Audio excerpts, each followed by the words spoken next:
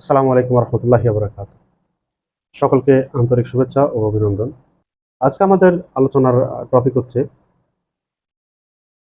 কেন জামাত ইসলামের ক্ষমতায় যাওয়ার সম্ভাবনা সবচেয়ে বেশি?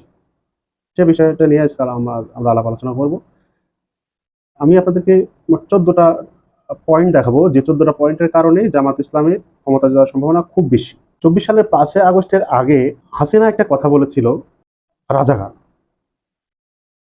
যে রাজাকার শব্দটা আসলে ৫ই আগস্টের আগ মুহূর্তে এক কথায় জুলাই অভ্যুত্থানে সবথেকে বড় এনার্জি হিসেবে কাজ করেছে সেটা হচ্ছে রাজাকার। তুমি কে, আমি কে, রাজাকার, রাজাকার। এই একটি ধ্বনি কিন্তু গোটা বাংলাদেশকে এক করে দিয়েছিল। এই রাজাকার শব্দটা এখন কিন্তু সেই অর্থে ব্যবহার হয় না। মানুষ এটা পজিটিভ ভাবে নিয়েছে কারণ মানুষ মনে করেছিল বা এখনো মনে করে যে রাজাকার শব্দটা ব্যবহার করা হয় প্রতিপক্ষকে দুর্বল করে রাখার জন্য। এখনো সেটা ব্যবহার হচ্ছে। এখনো বিশেষ একটি দল এই শব্দটা ব্যবহার করছে তাদেরকে দমিয়ে রাখার জন্য। কিন্তু সাধারণ জনগণ কিন্তু এটাকে জামাতকে দমিয়ে রাখার জন্য এই রাজাকার গেমটা আবার খেলতে চাচ্ছে। আর ঠিক আওয়ামী লীগের মতো। এটা জনগণ বুঝে গেছে। যার কারণে জনগণ এটাকে পাত্তা দেয় না, সেভাবে গুরুত্ব দেয় না। টপিকে আসি। জামাত কেন ক্ষমতায় যাওয়ার সম্ভাবনা জামাতের খুব বেশি? বিগত ১৬ বছরে সবথেকে বেশি নির্যাতিত, নিপীড়িত দলের নাম কিন্তু জামাত এবং শিবির। এটা আমরা সকলে জানি। জামাত এবং শিবির যে পরিমাণ নির্যাতিত হয়েছে গত ১৬টা বছর, তাদের উপর যে স্টিম রোলার চালানো হয়েছে, এটা অন্য কোনো দলের উপর চালানো হয় নাই। যেখানে দলের সিনিয়র নেতাকর্মীদেরকে সবাইকে রাজনৈতিক উদ্দেশ্যে ফাঁসি দেওয়া হয়েছে এবং শিবিরের উপরে নির্মম নির্যাতন চালানো হয়েছে, অনেক শিবির নেতাকর্মীকে ক্রস ফায়ার দেওয়া হয়েছে। এগুলো ছিল কিন্তু সবই সাজানো, বিলীন করার জন্য। এটা আমরা সকলেই জানি। এবং আমরা দেখছি আমাদের এলাকাতে টোটালে ৩ জন শিবির কর্মীকে ক্রস ফায়ার দেওয়া হয়েছে এবং এদের ৩ টারই যে আলাপ ব্যবহার, যে কথাবার্তা, যে নম্র ভদ্র, আসলে এরা কোনো সন্ত্রাসী সংগঠনের সাথে যুক্ত না। এদের অপরাধ ছিল তারা শিবির করে। কিন্তু এত ভালো ছেলে ছিল এরা যে এই বিষয়টা কিন্তু আমার উপজেলার মানুষ মেনে নিতে পারে নাই। এদের উপর নির্মম নির্যাতন চালানোর কারণেই কিন্তু আওয়ামী লীগের উপরে একটা ঘৃণা জন্মেছে সাধারণ মানুষের। আর বাংলাদেশের মানুষ যেহেতু মুসলমান একটি কান্ট্রি, এখানে আমরা মুসলিম হিসেবে আমাদের ফরজ, নফল, সুন্নত ইবাদত বন্দেগী পালন না করলেও আমরা কিন্তু ধর্মের দিক থেকেই খুব ধর্মভীরু। আজকে আমরা নামাজ কালাম পড়ি না বা আছে যে ইবাদত বন্দেগী করি না, মন থেকে আমরা আল্লাহকে ভয় করি না। কিন্তু আপনি পক্ষান্তরে যদি কোনোভাবে নবী বা আল্লাহকে নিয়ে কোনো কটূক্তিবানা করা হয়, কেউ যদি করে থাকে তাহলে দেখবেন গোটা মুসলিম জাতি এক। এটা অস্বীকার করার কিছু নেই। এই জায়গা থেকে আসলে মুসলমানরা খুব ধর্মভীরু এবং ইসলামের বিরুদ্ধে কথা বলে তারা সবাই এক। আর একটা ব্যাপার আছে, বাংলাদেশের মানুষ খুব আবেগপ্রবণ। এই আবেগ প্রবণতার কারণে যদি যে ব্যক্তি মজলুমের উপরে যে নির্যাতন চালানো হয়, এই নির্যাতন চালানো দেখলেই কিন্তু সাধারণ মানুষের ভিতরটা কেঁদে ওঠে এবং তারা মাজলুমের পক্ষই গ্রহণ করে এবং জালিমের বিপক্ষে অবস্থান গ্রহণ করে। তো বাংলাদেশ সব থেকে যেহেতু বড় মাজলুমের দল ছিল যে জামাত ইসলাম এবং ইসলামী ছাত্র শিবির, তো এই নির্মমতার কারণেই সাধারণ জনগণের একটি বড় অংশ জামাত ইসলামকে সমর্থন করে বা শিবিরকে সমর্থন করে, কারণ এরা সব থেকে মাজলুম। আর বাঙালিরা হচ্ছে অতি আবেগপ্রবণ, যার কারণে এই আবেগ দিয়েই তাদেরকে ভালোবাসে। এই গেল ১ নম্বর। দ্বিতীয় নাম্বারটা হচ্ছে সব থেকে নীতিবান যে দলটি, আপনি যদি নীতির কথা ধরেন, ৫ই আগস্টের পর থেকে একটি দল আছে যারা চাঁদাবাজিতে যায় নাই, দুর্নীতিতে যায় নাই, সন্ত্রাসীতে যায় নাই, মারামারিতে যায় নাই, লুটপাটিতে জড়িত হয় নাই, মানুষের জানমালের নিরাপত্তার জন্য নিজেরা পাহারা দিয়েছে, এমন শত শত নজির আছে এই জামাতে ইসলাম এবং শিবিরের দলের। মুসলমান হিন্দু দেখা দেখি নেই, সবাইকে নিরাপত্তা প্রদান করা মনে করেছে তাদের নৈতিক দায়িত্ব। তারা মুসলিমদের দায়িত্ব হচ্ছে মানুষের জীবন, যান, মালের নিরাপত্তা প্রদান করা। সেই লক্ষ্যে কিন্তু তারা ৫ই আগস্ট থেকেই শুরু করেছে বিভিন্ন মন্দির পাহারা দেওয়া, বিভিন্ন হিন্দু জনবসতি অঞ্চলে পাহারা দেওয়া, বিভিন্ন মুসলমানদের যারা বিভিন্ন দলের সাথে জড়িত ছিল তাদের জীবনের নিরাপত্তা প্রদান করা, পাহারা দেওয়া। এই জিনিসগুলো কিন্তু জামাত এবং শিবির করেছে, যার কারণে সাধারণ মানুষের একটা আস্থা চলে এসছে যে না, এদের হাতে দেশটা নিরাপদ থাকবে, কারণ এরা কোনো লুটপাটে জড়িত না, কোনো চাঁদাবাজিতে জড়িত না, এরা মানুষের বিপদ আপদে পাশে দাঁড়ায়। এই জিনিসটা কিন্তু বাংলাদেশের সাধারণ মানুষ অন্যভাবে গ্রহণ করেছে, যেটা অস্বীকার করার কোনো সুযোগ নেই। আর একটা ব্যাপার আছে, বাংলাদেশের যারা রাজনীতির সাথে সম্পৃক্ত, মানে রাজনীতির সাথে সম্পৃক্ত, তারা তো দলীয় নেতাকর্মী, এরা বাদে সাধারণ যে ভোটারটা আছে ৩৫ থেকে ৪০%, এরা কিন্তু চাঁদাবাজের পক্ষ নিবে না, এরা দুর্নীতিবাজের পক্ষ নিবে না, এরা তাদের সমর্থনও দিবে না। এটা হচ্ছে যে বড় ব্যাপার। এই 35% ভোট কিন্তু নিরীহ মানুষের পক্ষেই যাবে, যারা কোনো জুলুমের সাথে সম্পৃক্ত না।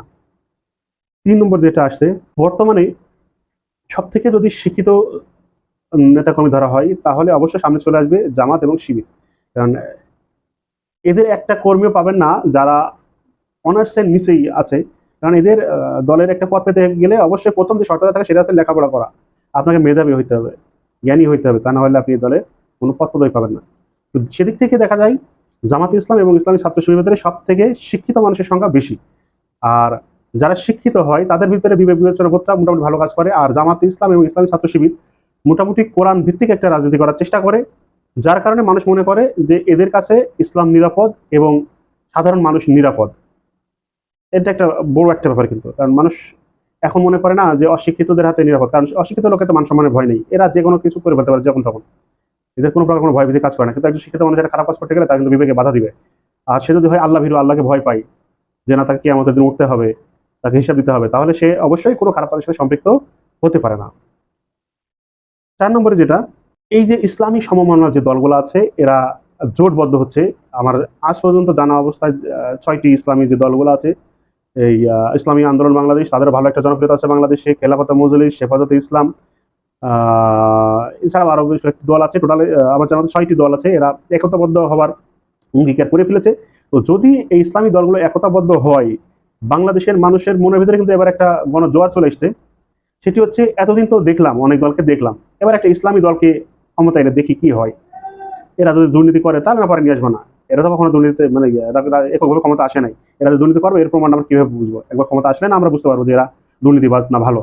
এর আগে তো আমরা বিএনপি, আওয়ামী লীগকে, জাতীয় পার্টিকে দেখেছি, তারা কেউই দুর্নীতির ঊর্ধ্বে ছিল না, সবাই দুর্নীতির সাথে সম্পৃক্ত ছিল।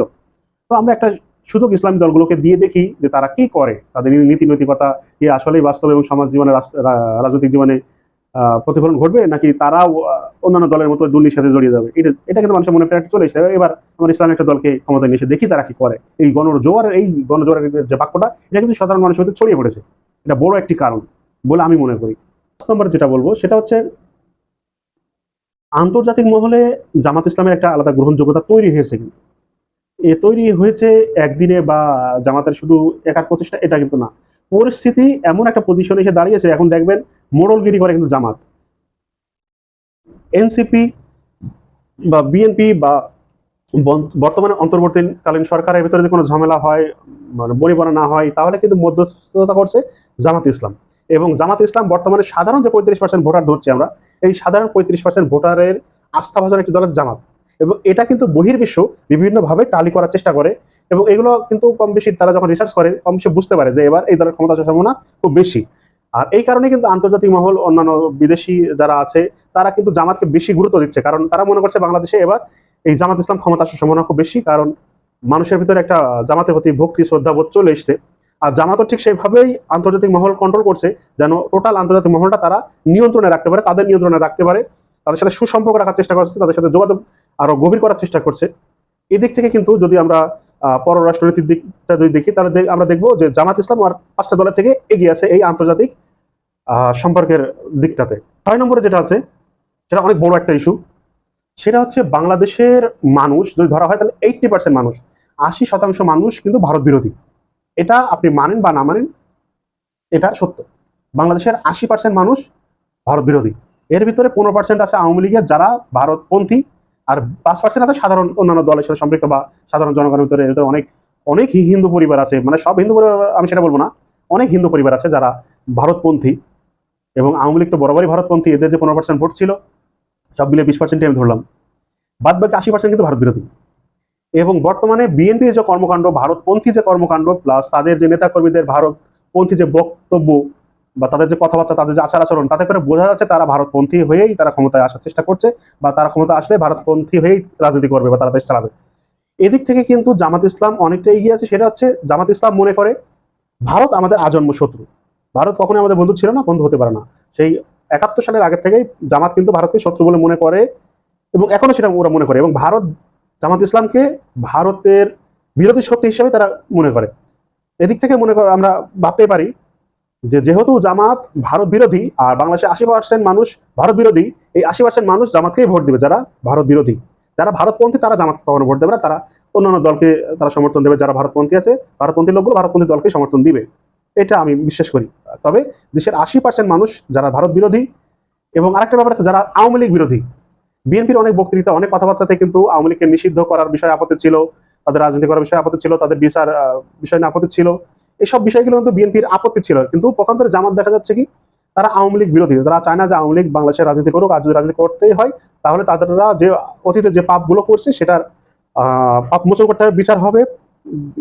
বিচার হওয়ার পর যদি তারা ফ্রেশ লোক আসতে পারে তাহলে রাজনীতি আসবে, তাহলে না হলে আসতে পারবে না। এই কারণেই কিন্তু কিছুদিন আগে আওয়ামী লীগকে সাময়িক নিষিদ্ধ করা হয়েছে এদের চাপেই। তো বাংলাদেশের মানুষ যে 80% মানুষ ভারতপন্থী আওয়ামী লীগকে হটিয়েছে, তারা অবশ্যই ভারতপন্থী কোনো রাজনৈতিক দলকে ক্ষমতায় নিয়ে আসবে না, এটা স্বাভাবিক ব্যাপার। আর জামাত ইসলাম যেহেতু ভারত বিরোধী, আওয়ামী লীগ বিরোধী, সাধারণ ভোটারগুলো কিন্তু জামাতকেই ভোট দেবে, কারণ তারা পুনরায় ভারতপন্থীদেরকে ক্ষমতায় এসে চাবে না, কারণ তারা বিগত 16 বছর এর ভুক্তভোগী হয়েছে। বাংলাদেশকে ভারতের কলোনি হিসেবে ব্যবহার করা হয়েছে, বাংলাদেশকে ভারতের কাছে বিক্রি করে দেওয়া হয়েছে, এমন কথা বলে এসছে যে ভারতকে আমরা যা দিয়েছি তা ভারত সারা জীবন মনে রাখবে। আমরা নতুন করে বা কোনো সাধারণ জনগণ নতুন করে এমন কোনো দলকে ক্ষমতায় নিয়ে আসবে না যারা বলবে আমরা ভারত আমাদের বন্ধু, ভারতকে আমরা যা দিয়েছি তা সারা জীবন মনে থাকবে। বাংলাদেশের মানুষ ভারতকে শত্রু বলেই মনে করে, জাতীয় শত্রু বলে মনে করে। যারা ভারতকে বন্ধু হিসেবে মনে করে, আওয়ামী লীগকে বন্ধু হিসেবে মনে করে, বাংলাদেশের 80% মানুষ তাই সেই দলকে, সেই মানুষদেরকে জাতীয় শত্রু বলে মনে করে। সপ্তম নাম্বার যেটা সেটা আছে বাংলাদেশের সাধারণ মানুষ কিন্তু এখন নির্বাচন চায় না। এর কারণ হচ্ছে নির্বাচন দিয়ে আমরা তো দেখছি এই গত 53 বছরে সবগুলো যতগুলো নির্বাচন হয়েছে, এই নির্বাচন দিয়ে কি হয়েছে আমরা দেখেছি। বাংলাদেশের মানুষ এটা সম্পর্কে অবহিত, এবং সব থেকে বড় যে ব্যাপারটা আছে সেটা হচ্ছে যত দুর্নীতি হয়েছে বাংলাদেশের ইতিহাসে যুদ্ধের পর থেকে, এর সব বেশিরভাগই দুর্নীতি, বড় বড় দুর্নীতিগুলো হয়েছে কিন্তু নির্বাচিত সরকারের হাত ধরেই, যার ফলে নির্বাচিত বা নির্বাচনের উপর মানুষের একটা ঘৃণা জন্মিয়ে গেছে যে নির্বাচন দিলে কাদেরকে ক্ষমতা নেবে, তারা তো আবার সে চুরিদারি শুরু করবে, তাদেরকে ক্ষমতা এসে লাভ কি, এই যে একটা টেন্ডেন্সি বা এই চিন্তা ভাবনা, এটা মানুষের চলে এসেছে। আর যার কারণে সাধারণ মানুষ যারা আছে তারা কিন্তু চায়, যারা রাজনীতির সাথে সম্পৃক্ত না, কোনো দলের সাথে সম্পৃক্ত না, এমন কিন্তু 35% মানুষ আছে যারা কোনো রাজনৈতিক দলের সাথে সম্পৃক্ত না, এরা কিন্তু মনে করে যে ডক্টর ইউনূস ক্ষমতায় থাকুক, কারণ ওনার আন্তর্জাতিক গ্রহণযোগ্যতা অনেক ভালো এবং তিনি বহির্বিশ্বের সাথে তার একটা সম্পর্ক ভালো আছে। উনি একটা কথা বললে বহির্বিশ্বের কোনো দেশই তার কথা এড়িয়ে দিতে পারবে না। উনি যদি একটা প্রস্তাব রাখে তাহলে প্রস্তাবটা ঠেলে ফেলাই দেওয়ার মতো পরিবেশ অন্য কোনো দেশের নাই, কারণ ওনার আন্তর্জাতিক লেভেলে গ্রহণযোগ্যতা সেই পরিমাণে আছে। তো এই জামাত ইসলাম যেহেতু এই বর্তমান অন্তর্বর্তীকালীন সরকার ইউনূস সরকারের পক্ষ নিচ্ছে, তার বিপদে পাশে দাঁড়াচ্ছে, তার পাশে মানে কঠিনভাবে দাঁড়িয়ে আছে, তো যারা ইউনূসপন্থী তারা কিন্তু এই জামাতের কারণে, জামাতের কার্যক্রমগুলোর কারণে, এই যে ইউনূস সরকারকে সমর্থন দিচ্ছে, নিরঙ্কুশ যে সমর্থন দিচ্ছে, এর কারণে কিন্তু সাধারণ যারা ইউনূসপন্থী আছে এরা কিন্তু জামাতপন্থী হয়ে যাবে নির্বাচন যদি দেয়। তাহলে এখানে বড় একটা অংশ কিন্তু জামাত পেয়ে যাচ্ছে, ইউনূসপন্থী যে ভোটারগুলো আছে।